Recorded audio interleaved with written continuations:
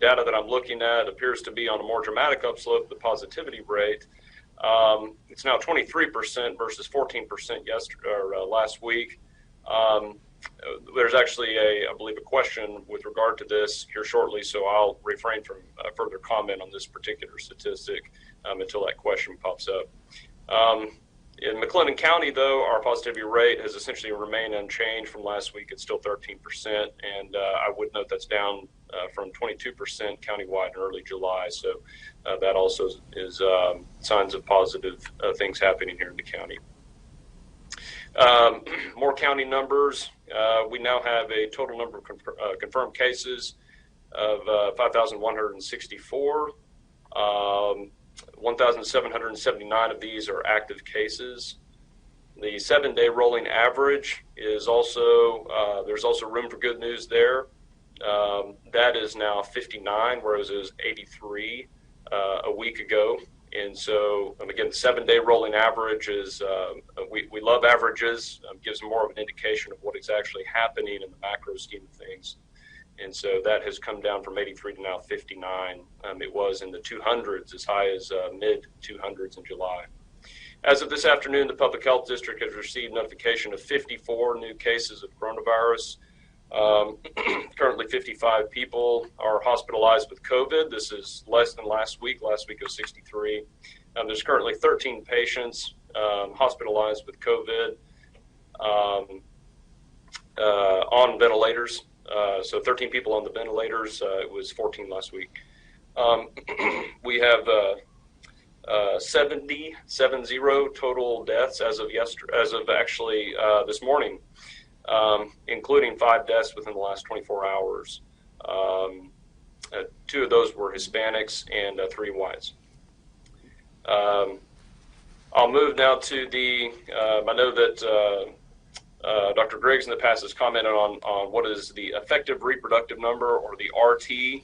That's a fancy biostatistical way of talking about here in our county, basically, for every one person that gets coronavirus, how many people will get coronavirus from them based on how effectively we're doing social distancing and masking and such. Currently, our number per the UT School of Public Health is 0.97. It had been 0.85 last week, so that's up a little bit. Anything less than 1 means we are overall suppressing the virus, so I still think there's room for good news there. We want to keep that number as low as we can, though, to limit spread of the virus. To speak about nursing homes, currently there are 11 ongoing facility outbreaks. This is somewhat of an improvement from last week around this time. These are concentrated in just a few facilities. Mostly, there have been a total of, let's see, actually I'm going to move to the county jail. There are 24 active cases in the jail, 20 staff and 4 inmates. A good many, from what I understand, a good many of them are in the same pod. So that is makes it easier to contain, and so in some respects that's encouraging. The public health testing collaboration with the state continues to benefit our city, and actually will finish up on the 15th, so here in 3 days. So then after that, that will be the end of that, at least for the time being. I don't have current numbers from that, so that is the end of our statistics for this portion of the conference. Okay, very good. Before we move on, I'd like to welcome Dr. Morrison, who is the Chief Medical Officer for Baylor Scott & White. We didn't know for sure whether you're going to be able to make it, Dr. Morrison, but you're here. So in the order that I had on my printed form, I'm going to let you go next before we go to Dr. Haskett. So whatever opening comments you'd like to share from Baylor Scott & White. Hey, thank you, Larry. And as always, just want to say how grateful I am to work with community and city leaders that are committed to us having a solid response to the COVID pandemic and keeping our community safe and functioning. So thank you for that. As Dr. Wilson noted, case numbers, hospitalization numbers have flattened out a little bit across the county. We do have toward the end of this surge. I don't think it's surprising. We have sicker patients still remaining in the hospital, more in the ICUs and more on the ventilators. Our staffs are working hard. We have capacity, but we are stretched without a doubt by the current caseload. We're concerned a little bit about the stabilization and plateauing at still a relatively high rate, double-digit new cases, case positivity rate still in double digits. Leaves us a little concerned about where we're going, but we are currently stable and still pushing forward. Okay. Dr. Haskett from the Ascension Providence. Good afternoon. I'd like to echo what my other physician colleagues have said, and very grateful to be allowed to participate in this call. And I guess even more grateful since I grew up here and my family pretty much all lives here, for the incredible collaborative community response that I've been a small part of and that I've been able to witness. I'm the Chief Medical Officer of Ascension Medical Group in Waco. So what that means is I have accountability over our clinic system.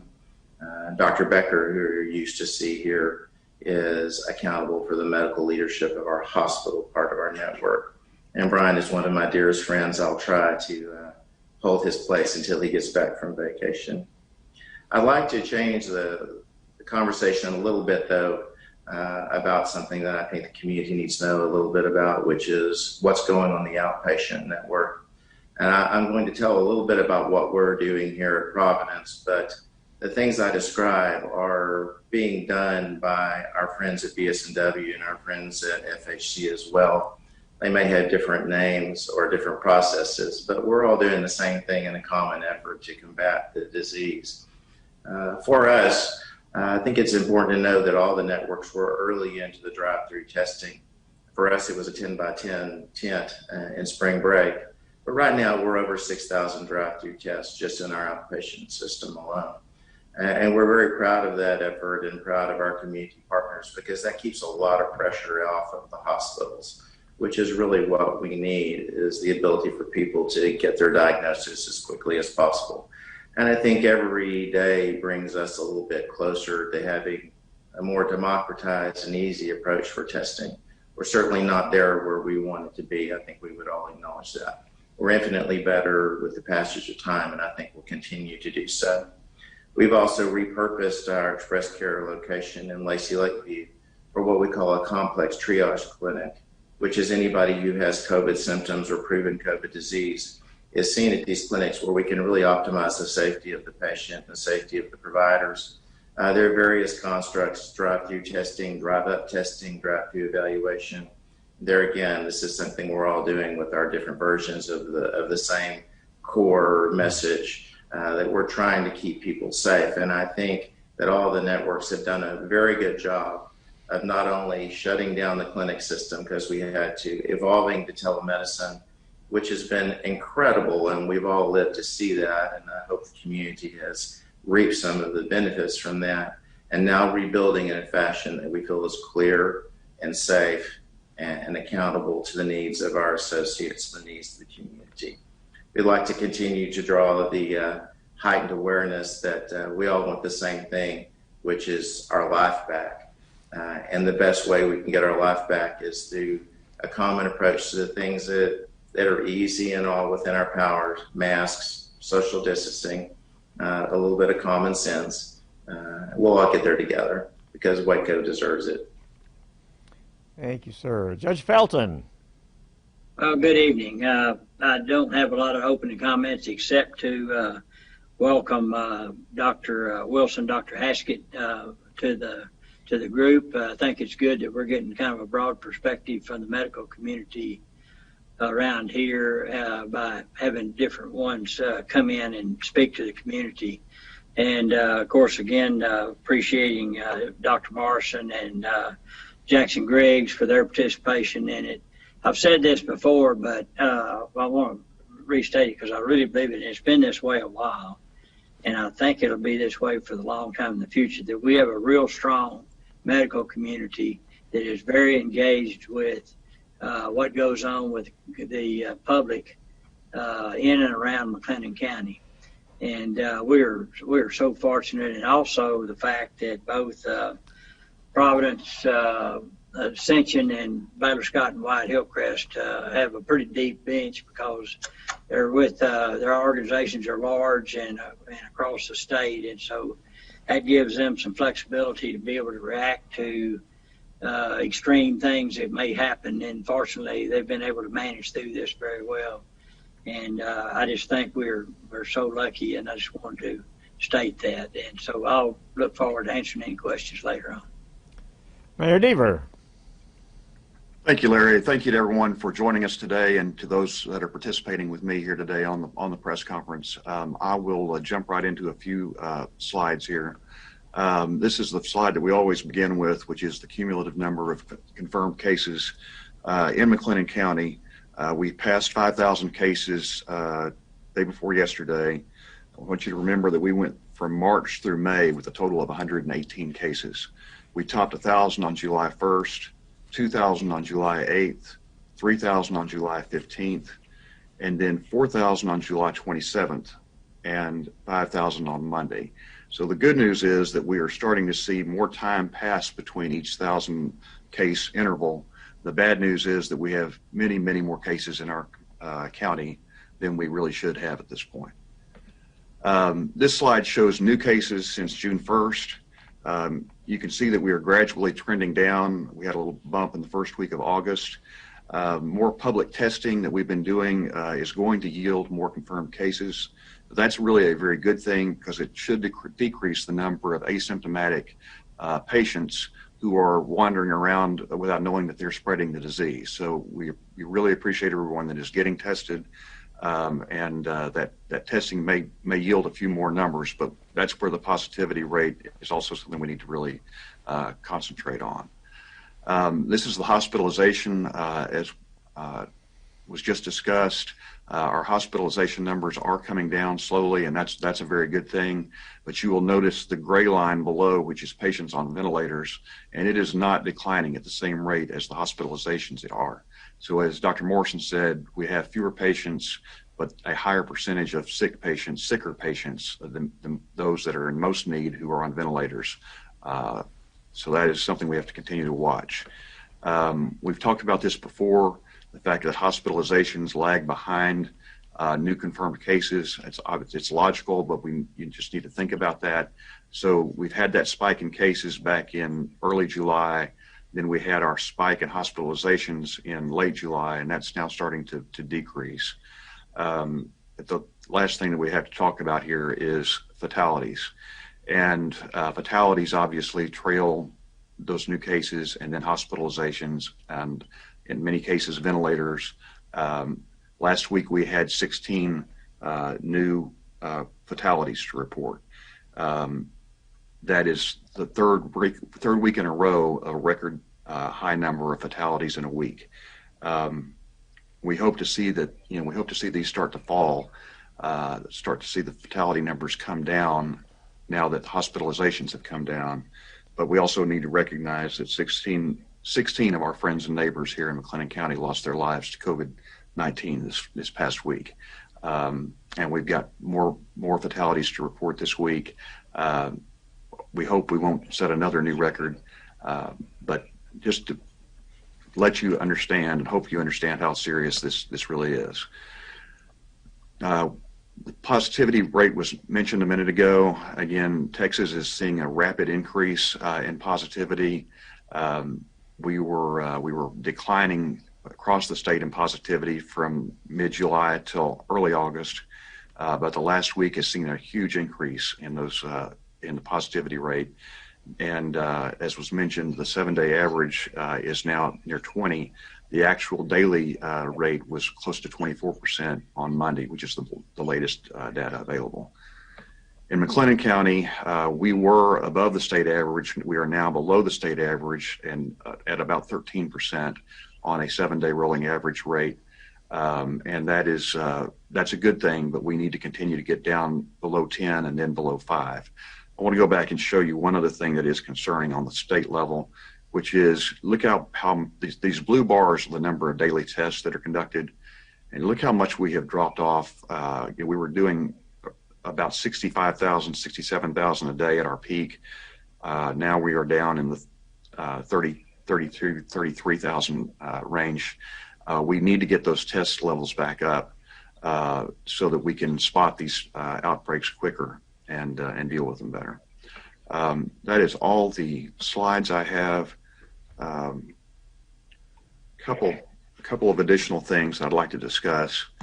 All of this requires that we remain vigilant and that we continue to act as though we are under a shelter-in-place order to the maximum extent possible, to continue to wear our face masks. We are at a place right now with schools about to start opening where we are pretty vulnerable. And it's just going to be important that we do everything we can to get that community spread down as low as we can as schools start to open. Otherwise, we are likely to see a lot of problems come out of that. I want to reiterate the free testing that is going on tomorrow, Friday, and Saturday at MCC. It's at the Highlander Gym at 1710 Powell Drive. It is from 8 a.m. to 4 p.m. Just like the past testing, it is free. It is a mouth swab, so it's not the invasive nasal swab that you've heard about or may have experienced. And you do not have to have symptoms to take part of this. So if you have any reason to believe that you may have contracted COVID-19, please take advantage of this testing. It is really, really important to our community. And I so much appreciate the Waco Mclennan County Public Health District, our Emergency Operations Center, and Texas Department of Emergency Management for partnering to make this available to us. Larry, I'll turn it back to you. Okay, let's start off with the questions that we have. What plans does a health district have in case of an outbreak at school, such as what happened at Etowah High School in Georgia this week? Well, I'll speak to that, Larry. We certainly hope that that does not happen. We hope that the schools will employ better social distancing measures and mask measures than were used in that school in Georgia, where we saw the photo a few days before this outbreak of many, many children, students in the hallways gathered without masks and not distanced. But if we do have that kind of outbreak, it would likely lead to a temporary closure of the school. If it was an outbreak of that size. That will be a question for Dr. Verner, who would be working with the administrators at the school district to figure out what the best process is. And honestly, it's going to be a case-by-case situation for now. I think that will probably evolve as we see how these things are going to happen over time, but that's where it's going to start right now. Okay, how will the health district coordinate with schools, and how equipped is it to handle the contact tracing that comes with a larger school outbreak? And for example, do we have the resources for mass testing at schools? Well, schools are required to report any positive cases to the health district immediately, and an email account has been set up for them to report 24/7 on that. The contact tracing would be what we've talked about all along, which is close contacts of that student or teacher or any other staff there at the school would need to be contacted and let them know that they need to quarantine for 14 days. The EOC is working on setting up teams to conduct mass testing if there is an outbreak in schools. Frankly, I am concerned about that. I think that the EOC will be able to do that, but I'm really concerned about turnaround times from labs as schools across Texas start to reopen. I think we're liable to have some real difficulty there. Okay. The state's positivity rate is now much higher than Mclennan County's. Why is that happening? Dr. Wilson, can you speak to that, please? Yes. I think a good explanation, maybe for the most part, lies in what Mayor Deaver just said about how apparently the testing rate for the state has gone down. And so a positivity rate is a fairly simple division. It's you divide number of positive cases by overall number of tests done. And so if the overall number of tests being done goes down, then of course the positivity rate goes up. I don't know for sure. It's hard for me to speak to reasons behind some of the state data. My knowledge base and maybe my contacts just don't extend that far, but I know a little bit better what's going on here at the county. But I think Mayor Deaver had a good explanation, and I also don't know if maybe there was some sort of data dump per se of where you had an organization or a county that had a lot of positives only report their positives and not their overall number of tests done to the state. Just pure speculation, though. Okay. How much testing should we be doing between now and the start of school? Yeah, that's a great question. We should be doing, in short, we should be doing as much testing as we can. We really don't want to let up. We want to do as much testing as every organization has access to, and as much as we have access to countywide, whether it's through our healthcare organizations or through state opportunities like the community testing sites that have been set up recently. I don't think it's a good strategy to somehow ration tests for the start of school, and I don't think anyone is doing that. The reason being that every positive case that we can detect right now helps prevent further cases once school starts up. So that would be my answer to that. Okay, I've seen many residents of Waco Mclennan County spreading conspiracy theories about the virus, either on their personal social media and our posts from the Public Health District, like ads from testing sites and daily updates. What are our leaders doing to help combat dangerous conspiracy theories in our community? Judge Felton, would you take that, and then I may have an idea or two about that as well. Okay, I hope you do. Conspiracies are a big part of our society these days, and especially when it comes to figuring out what an authority might mean or might really mean. And so that is going to happen. The best way that we can be a part of that to try to get people on the right track is ask them to do a little bit of work and research, and a lot of these can be dispelled, or some of them may have some bit of truth to them as well.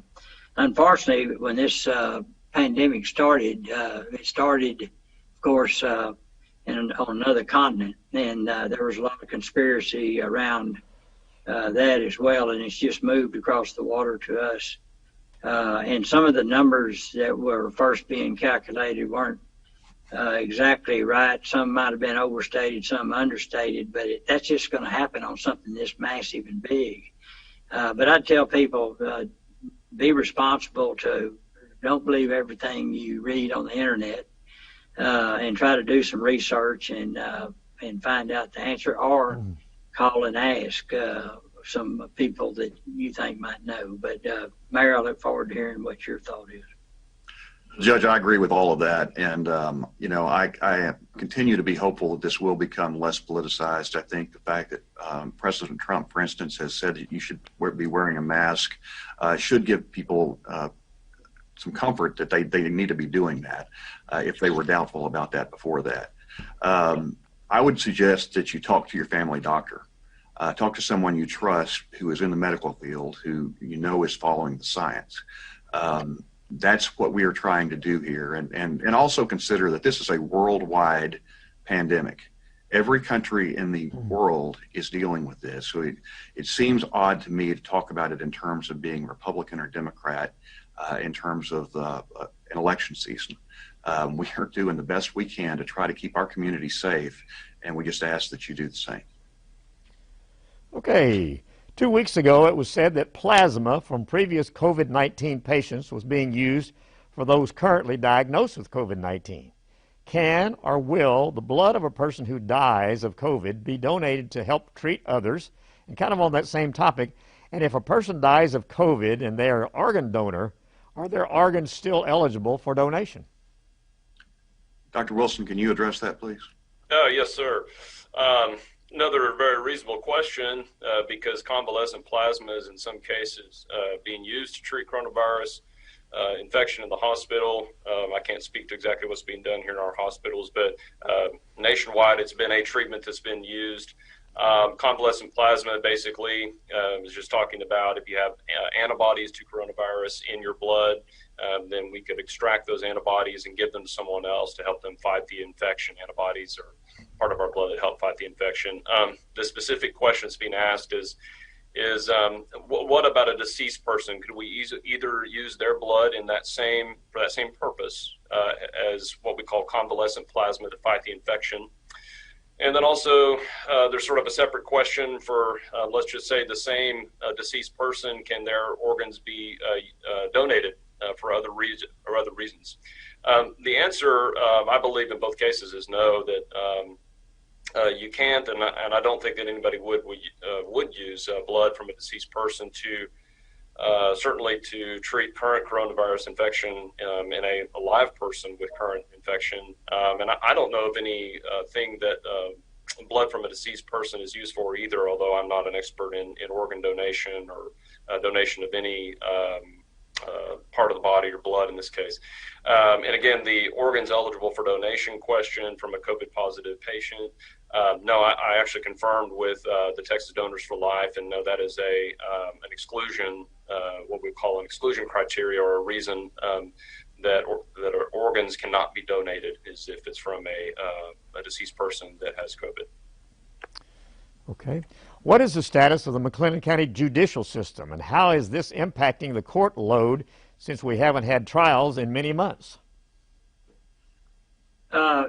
The Office of Court Administration has issued several orders that have moved the date back for when a trial can be held. And right now, the Supreme Court in Texas has declared that there will be no court proceedings before October 1, except for a few test trials that will happen across the state to be sure that you having a virtual trial is something, first of all, that makes sense, that it's functional, it reaches the goals it's supposed to reach by law, and also to, in some cases, test the law regarding virtual trials. There's always consequences to all of these things, and the fact that it's been pushed back has caused some issues with here in the county. Our jail numbers are growing a little bit. The other thing is because we're trying to get some control on the jail numbers, that there's a lot of folks that are out on bond that might be on the borderline of being in jail. There's pretty strict criteria about that, the bonds issued for those people and what their crimes were alleged to be.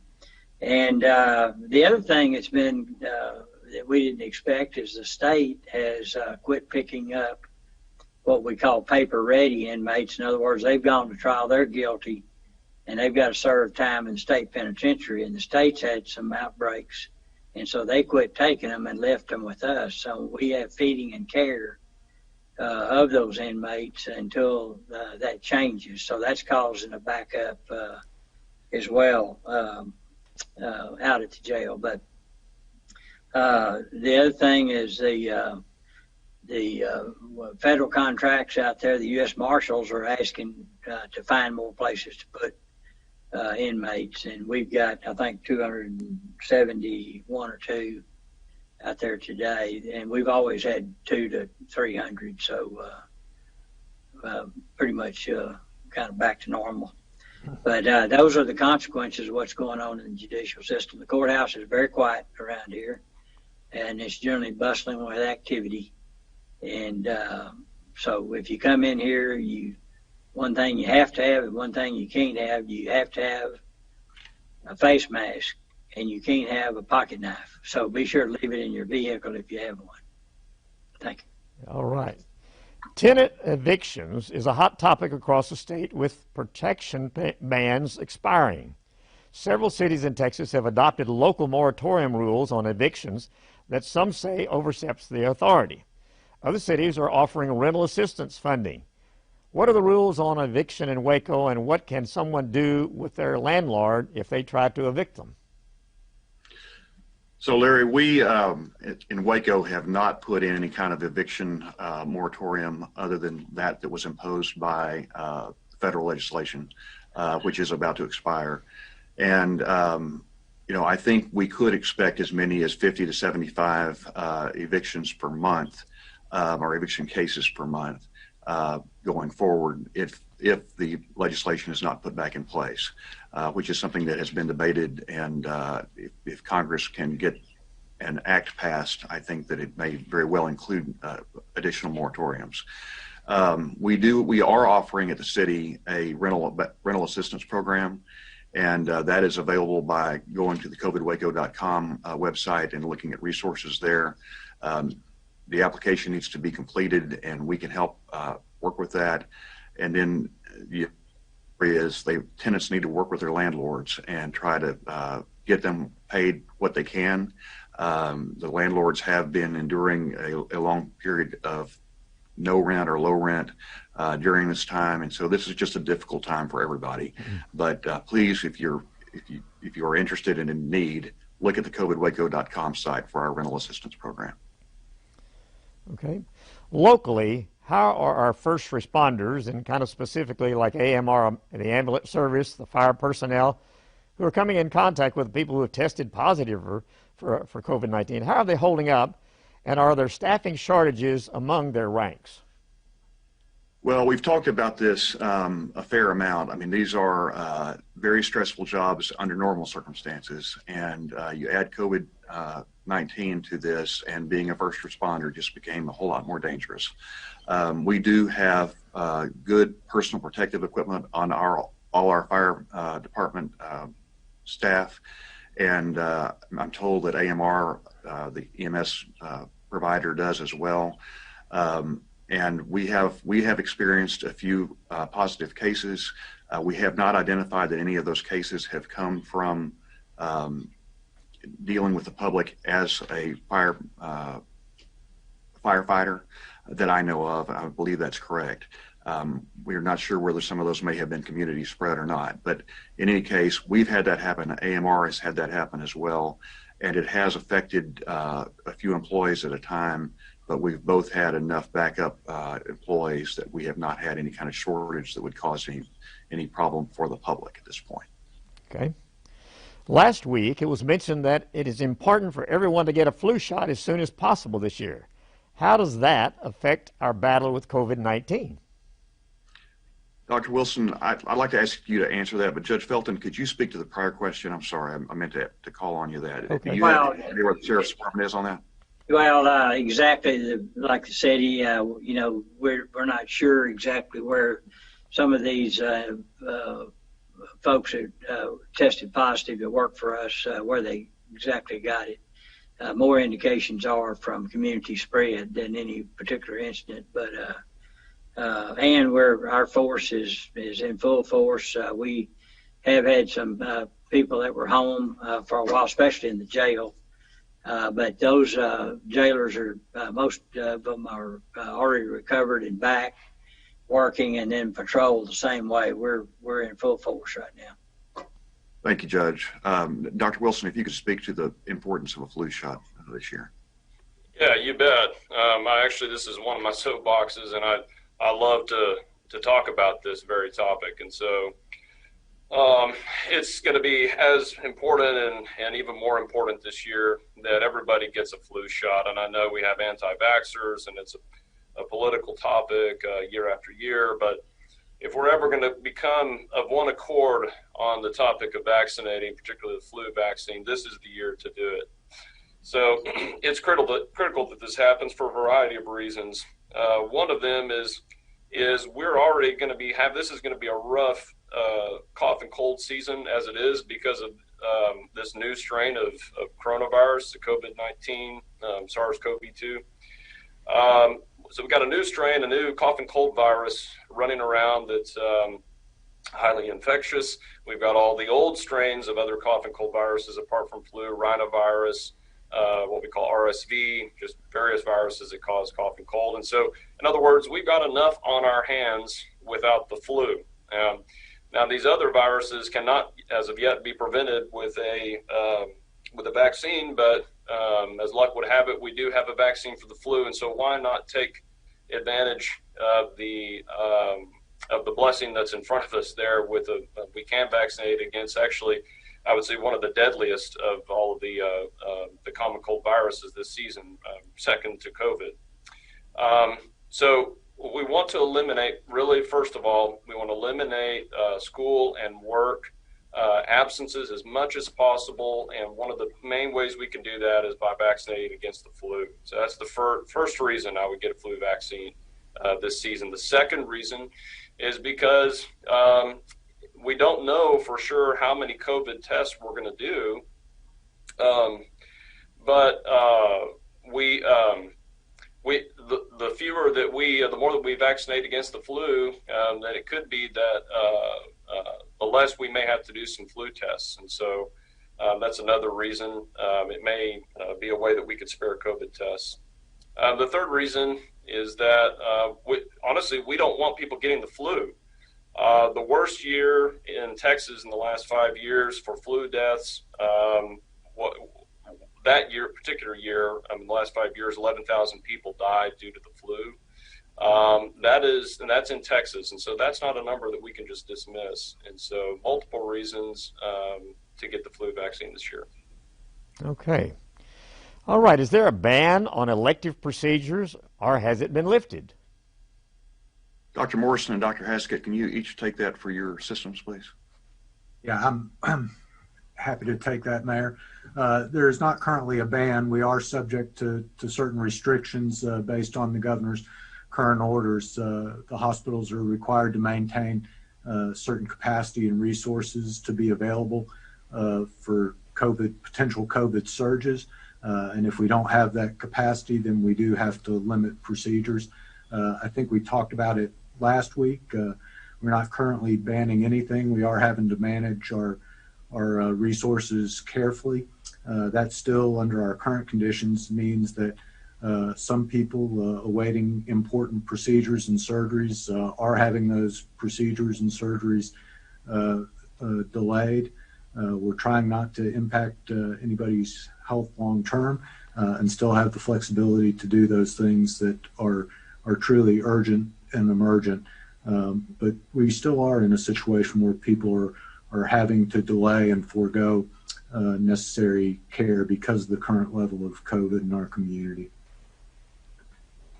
So I'd like to second what Jim said. No, there's no ban on procedures, but we have certainly had to manage it based upon the volumes of patients that we've had. And I think that's a reality that we're going to continue to deal with.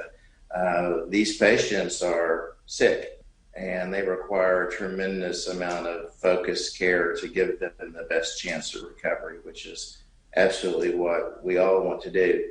And sometimes that takes and causes us to need to divert some of the resources that we might be able to use on elective surgery cases and take that and use that on the more pressing need. But currently we're open for business, and we are doing universal testing of everybody at Providence. Asymptomatic carriers, we're trying to do our part to catch that before they come into the hospital. So we like to think it's a safe environment. It is certainly a story that's going to continue to be revealed to us all in the community over the next several months. Okay. What are you hearing about a possible surge when winter comes, or even a possible COVID-20? Dr. Haskett, would you speak to that? And then maybe Dr. Morrison or Dr. Wilson, if you have anything to add to that. So a possible surge, it kind of implies that we had a summer that was restful, which is typically what we have with respiratory viruses. And we certainly didn't have a summer quiet time. So I think that we have to acknowledge the obvious, which is schools are coming back into session, and people are fatigued. Not to mention the holiday season is coming. We have a lot of potential for very rational people to perhaps find themselves in situations where they could get exposed. And as they get exposed, some will get sick. And once they get sick, then it becomes kind of an exercise. As Mayor Deaver has said, it's kind of a math exercise at that point to some degree. It's inevitable that a certain proportion of people who get sick will get much sicker and require care and even pass away. So I don't know about a surge.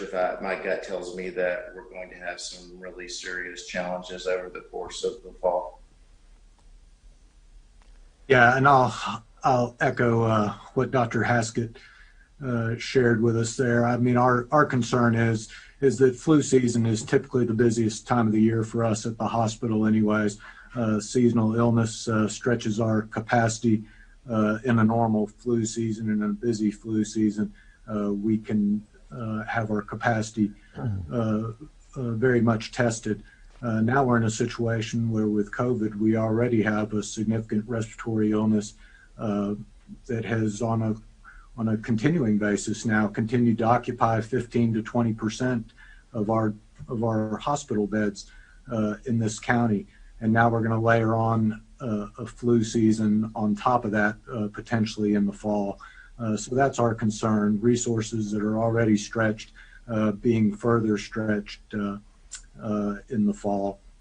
I'm not so concerned about a new COVID-20. I'll be, at this point, I may be surprised if we've even gotten through the first so-called wave by the time we get to flu season. We have not achieved any kind of adequate suppression or containment in the state of Texas or really nationwide. So potentially a very difficult situation coming up with the coming flu season in the fall. Dr. Wilson, would you like to add anything? Well, just because we have another question about this very topic later, or there's some overlap, I guess, I'll just go ahead and sort of cover my answer to that question at the same time. There was this other question refers to is the virus mutating, and is that good or bad? What does that mean? That's the question. The virus can mutate either for better or worse. It could be less infectious or less deadly, what we call virulent, or it could be more infectious or virulent. We have identified various strains of SARS-CoV-2, COVID-19. I think that there's one that was publicized within the last month, mutation on what's called a spike protein. There's an article in a journal called Cell that described this, and it's thought to have made COVID a little bit more infectious than some other strains, but not thought to make it more deadly or what we call more virulent, as I say. I did see another article. Again, this is all referring to the COVID-20 question in this question that you're asking, Larry. There's another article that I saw in a journal called Science News from just within the last week or so that says that there's currently 6 main strains of coronavirus, but we do believe that all of them, once we have a vaccine, will respond to that vaccine. And so these are all very relevant, I think, comments and concerns when we talk about mutations or different strains. Okay, I'm going to stop our questions that we have here because we've pretty well covered most all of them. And we're going to go to the media. We have 3 representatives who have called in and registered to be in the media. We have Drake Lawson from KWTX Channel 10. We have Rihanna Sagar from the Waco Tribune Herald. And we have Shaquille Amari from Fox 44. And as I call your name, we'll unmute you and we'll let you ask your question. If you'll then remute, then we'll probably do 2 rounds of questions, so each of you get a couple of questions. So let's open the mic now for Drake Lawson with KWTX Channel 10. Drake, are you on the line? Yes, sir. Larry, can you hear me? Yes, we do. All right, perfect. I wanted to ask a question. I don't know who's maybe best to answer this out of the group that's here. I know Dr. Verner would probably be the best person to ask. But we have spoke with quite a few school districts in the area, specifically Mclennan County, about what their plan is should a student or staff member get COVID-19. And one of the things that we had heard from multiple districts is that they haven't been given any guidance from the health district as far as what qualifies a campus closing down? What would require a campus to close down? I know in Bell County, they've given guidance of 2% of staff members and students. What is a number, or is there something that you look for as when it is time for a campus to close down? And will the health district close down a campus if that gets to that point? I'll try to speak to that because I have talked with Dr. Verner and with other members of the health district, as well as Deidre Emerson, who is the assistant city manager in charge of the health district at this point.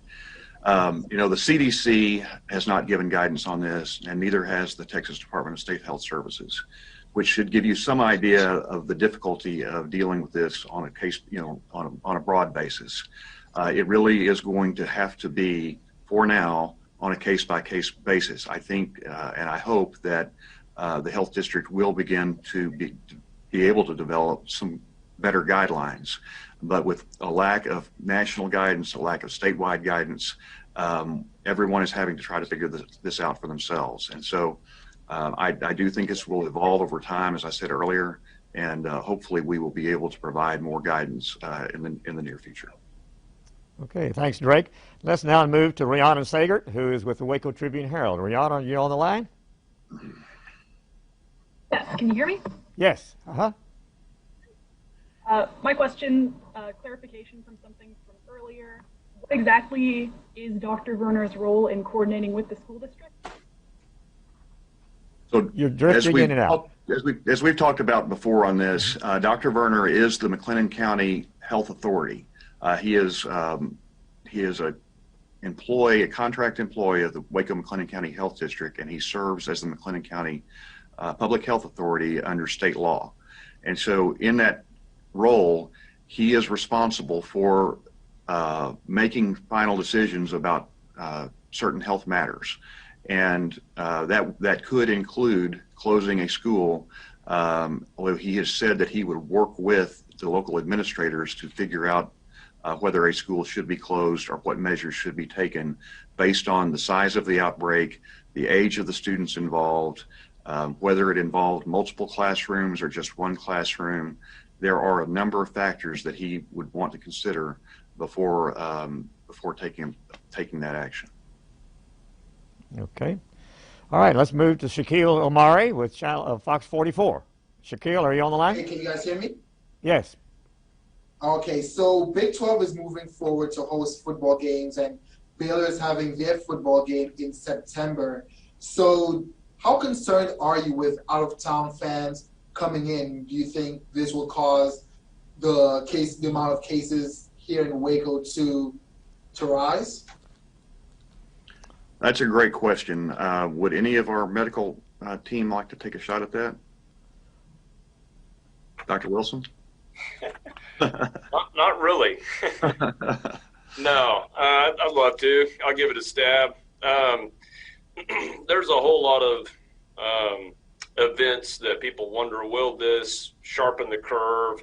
You know, the protests, we had the same question. I know the schools reopening is not an event per se, but the schools as an institution, everybody's looking through that at that through a microscope. The question of the football reopening, I think it will just, I probably don't have a great sharp answer for you, but it will just probably depend on how it's done and how socially distanced and wearing masks and things that the players or maybe some of the fans will be. I don't know all the particulars. I believe there's some talk of 25% stadium occupancy and that sort of thing. And so that will definitely be a lot better than having 100% stadium occupancy and maybe good enough to where it won't make any appreciable difference in our local regional COVID numbers.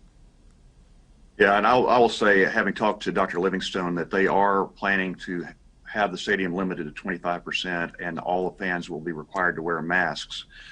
So I think, inside the stadium, we may be able to control things and have them socially distanced. What I'm most concerned about personally is the before and after of the games, just like passing in hallways at school. It's those uncontrolled situations where I think you're liable to have a lot greater chance for spread.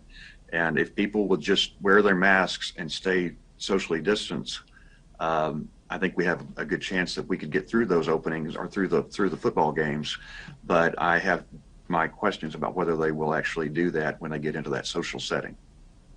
Okay, let's Maybe go back not to worried let's go as back to much about the football game, but more about the tailgating. Exactly. That's right. Okay, let's go back to Drake Lawson from KWTX Channel 10. Drake? Yes, sir. One last question on just the schools. And I think we've mentioned this before, but maybe, I don't know if there's one way we can get a little bit more clarification. Does the health district have the power to close down a campus or to step in and tell a school district they have to close? I believe that the health authority, not necessarily the health district, but the public health authority, which is Dr. Verner, does have the authority to do that in a specific outbreak situation. Judge, do you have a different or any different view of that?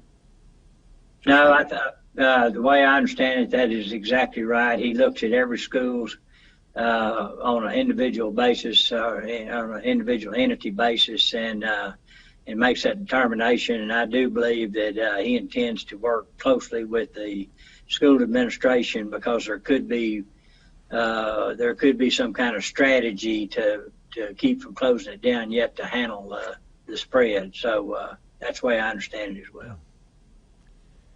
Okay, another question from Rihanna. Do you have another question for us from the Waco Trib? You mentioned how these things go in cycles and that after an increase in cases, there's the increase in hospitalization and then the increase in fatalities. You're coming and going. I didn't hear that. Did you hear that, Mayor? Anybody? Can you? Just breaking up pretty badly. Rihanna, can you restate your question? What if I typed it in? Would that be all right? Text it to me. We can hear you now. Yeah, go ahead and try again. Yeah. Are we seeing as many fatalities per week as we will, or do we think that number will increase next week and the week after that? So what I understood, Rhiannon, was you were saying that, we talked about how the first indicator is new positive cases and then hospitalizations and then deaths trail behind that. And do we think that we have reached sort of the top of the curve on deaths yet, on fatalities, or will they start to decline? Is that basically what you're asking? Yeah. Okay. Dr. Wilson, can you take that question, please? Yes, I would have to, what I do know is that there have been 5 deaths within the last 24 hours. And so it certainly seems, just based on that number, that we're not on the downslope of a fatality curve just yet. I of course, agree that the fatality curve lags behind the other 2 curves. And so I anticipate that it's soon to come that the fatality rate will be decreasing, the number of fatalities per day. But I don't know that we're quite there yet. Okay, last question from Shaquille Amari from Fox 44. Okay, now going back to football again. So a lot of these, so Baylor has 25% capacity, and a lot of these schools around here, they're thinking about canceling their season. How do you think this will hurt Waco's economy? Well, I'll start on that, and Judge may have some other thoughts as well. It certainly will affect Waco's economy, though there are 5 or 6 games, home games a year, and those are all big events for Waco. And they are certainly big events for certain businesses within our city. But as a broad category, Waco has a much broader economy than Baylor football. So we will be fine as a city. There will certainly be some businesses that will be very badly hurt by this, and I don't want to underplay that. I mean, those that cater specifically to those tailgaters and people that come into town for those games are going to be suffering during this. But I think the entity that is going to suffer most is the university. Each of these universities is really dependent on football dollars to fund a big part of their program. And so if they're not able to have home football games and football games on TV, that is going to really impact their bottom line, and that will make a dramatic difference in the services that they can provide to their students and how they move forward. So I understand the strong desire to try to have these football games, and it's not just for monetary reasons, but that certainly plays a role. Judge, do you have anything to add? Well, you're exactly right, and you did mention there are certain businesses that will be hurt more than others, and of course the restaurants and hotels are the primary ones, but it's not just, of course, their bottom line, which is the biggest impact, but also there's a lot of sales tax revenue and bed tax, tax that comes back into the community. And a good example is a venue project out at the North Texas Fairgrounds. There is the debt on that is relying on 2% occupancy tax in hotels to service that debt, and there is a significant drop in that revenue, although there was money built in early on to be able to cover another couple of years of debt service on that. But that's just one example of the consequences of this happening. I work with several entities to put on events and to help support those. And most of them have either eliminated the event for this year or cut it back, very much that it won't hardly resemble what it was intended to. So, yeah, it's a big problem. Okay. All right. Thank you all so much. Thank the people from the media for asking some good questions. And now it's time to get to our wrap-up session, and we will kind of go in as kind of the same order we can. We'll hear from each one of you just from whatever you want to say at the final part. We'll start off with Dr. Morrison, who's the Chief Medical Officer for Baylor Scott & White.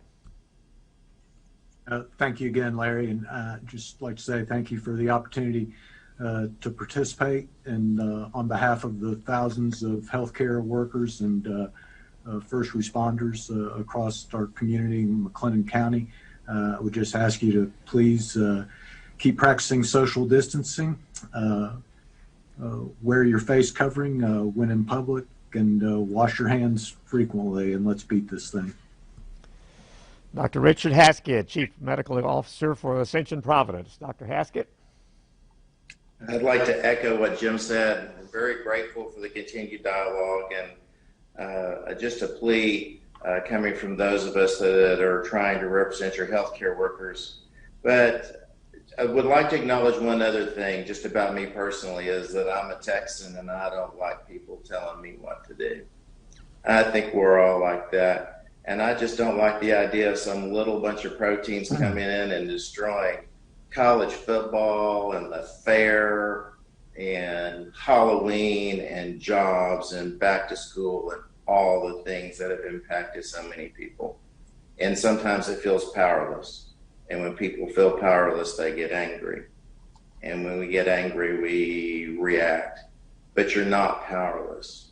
We're in this together, and really just a simple thing like masks and keeping a little distance and following those things that you really don't want people telling you what to do, but you probably ought to listen this time. We're going to get through this much quicker if we can realize that there's so much in our control, and it really will make an impact and a difference. Thank you very much for allowing me to participate. Thank you, Dr. Haskett. Dr. Ben Wilson with the Waco Family Health Center. Dr. Wilson? Yes, again, echo everything that everyone else has said, and on behalf of Waco Family Health Center, definitely a privilege to be a part of these discussions. To sort of tag on to what Dr. Haskett was saying, the power is in our hands to change. We have made the decision as a society, as a country, a state, a county, that we're going to move forward with certain risks. We're going to reopen schools. We're going to reopen some of our businesses at various capacities. We've made this decision that we are going to take certain risks, but we can still, regardless of what you think about those risks we're taking, much of the future is still in our hands. We still have the power to affect change. And it's not just the coronavirus curve that affects us, impacts us. it is us that impacts the curve, and it is so critical that we understand that all of the typical things that people talk about in this regard are just so important, with the masking, the physical distancing, the hand hygiene, and then relevant to today's discussion, we should tack on getting your flu vaccine to not make this fall any worse than it has to be. Thank you. Thank you. Mclennan County Judge Scott Felton. Judge Felton? Well, again, thanks to all those who have contributed to today's press conference. I think one thing that both Dr. Haskett and Dr. Wilson brought up is talking about measuring your risk. And as Dr. Haskett said, you can get mad about this if you want to, but you better keep your eye on the ball, especially if you're in the age group that I'm in, where the consequences of contracting something like this might be a lot more severe than somebody like real young and physical fit like Kyle is. And so anyhow, it's keep your head in the game, pay attention to what you're doing, and just remember, don't put yourself in a position or go to places that put you in a bad position to cause you to take on more risk. And so I always look at that. I don't live in a shell. I do get out some, but I try to be careful about, what I do and how much of that I do as well. Thank you. Thank you. Waco Mayor Kyle Deaver. Mayor Deaver? Well, thank you, Larry. And I want to thank Dr. Ben Wilson from Family Health Center for joining us today. And Dr. Haskett, thank you for joining us as well from Stitch and Providence. And Dr. Morrison, again, from Baylor Scott and White. We really appreciate all of you being here. And Judge, always appreciate your wisdom. And it's always a more entertaining press conference when you're here. So we appreciate that. I want to remind people that Baylor students are going to begin arriving in Waco this weekend. The freshmen are arriving this coming Sunday through Tuesday, and many more Baylor students will be returning over the next few days. Baylor has thoughtfully required all of its students and faculty to test before they return and have a negative result before they come to Waco. And of course, there are a number of those obviously most of the faculty and staff, as well as a number of the students actually live in Mclennan County. And so they are testing as well. And those numbers will start to affect our testing numbers here in the next, over the next week or two. We have several thousand of those that are here in Mclennan County. But I really appreciate Baylor taking that step to try to limit the number of positive students who would be coming to Waco from coming until they can get a negative test. That's a very good thing. I want to comment a little bit on face masks. Many of you have probably heard about this a study from Duke University that came out earlier this week. And the headline in many papers and in many areas was that some masks are worse than not wearing a mask at all. That was certainly a part of the study. But the main part of the study was masks are generally much more effective than not wearing masks. The study ranked, it was a pretty simple study, but it ranked 12 or 14 different face coverings for effectiveness. And the most effective was the N95 mask. That's not surprising. That's what our frontline medical workers are wearing. And those should be reserved for our frontline workers. Surgical masks were next. And then many different kinds of cloth face coverings were nearly as effective as surgical masks. The two that were least effective were bandanas, and the least effective of all were net gaiters, fishing gaiters, which I held up in here in a press conference 4 or 5 weeks ago and said, I wear this when I'm hiking on the trail at Cameron Park and I pass people. And the point that they made about those is that it may be that they break up. They're not thick enough to stop the droplets from being expelled, and they may actually break up the larger droplets into smaller droplets that hang in the air longer. So those are no longer recommended, and this is the kind of thing that we've talked about where new information is going to come about, and we're going to have to pivot a little bit. And so I'm no longer going to wear a net gaiter when I'm out working out. I'll take a regular mask and just put it on when I'm going to pass someone. It's a little less convenient, but if that's what works, that's what we need to be doing. So that's if you haven't seen the story about the study, take the time to actually read what was said there, because the headline was somewhat misleading. I want to ask that you continue to keep our first responders and our frontline healthcare workers, as well as the victims of COVID-19 and their families, in your prayers. This continues to be a very difficult time for many. We are making some improvements in our community in the fight against COVID, and that's a very good thing, but we've got to keep fighting this and get it back down to an area where we can continue to function well as a community, and we don't overwhelm our healthcare facilities. So please continue to take care of yourself and take care of each other. As Dr. Haskett, Dr. Wilson, and the judge all pointed out, it is a matter that we have the power to do the right thing. We have the power to affect how our community does through this, and many, many, many of you have been doing that, and I'm so grateful for that. We've got to continue to take care of ourselves and take care of one another, and we will get through this together. Thank you. Well, I want to thank all 5 of you all again for excellent information and sharing what you have, not only technically, medically, and everything, but the things that our community needs to hear. And I want to remind you all, as what the mayor mentioned earlier, there are 3 days of free testing coming up tomorrow, Friday, and Saturday out at Mclennan Community College at the Highlander Gym from 8 a.m. to 4 p.m. And it's a cheek swab, so it's not the invasive up the nose routine, and it's not very comfortable, but it's free. So if you suspect or have any reason at all to think that you might have the virus, get it tested now so we can eliminate you, and you would know whether or not you can be isolated from that. It's ever changing, as everybody has said, and we want you to always keep in tune with what we're doing here to get you informed, and we hope this will help you do the better job that we all need to do together. Thank you for joining us, and have a good afternoon.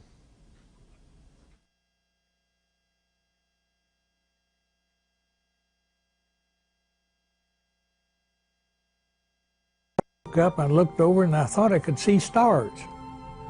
And there was a general from Fort Hood laying on the floor down there with us. But of course Fort Hood came in, and according to the law, as long as there was a chance of any bodies, any people alive, they could bring their equipment in and help.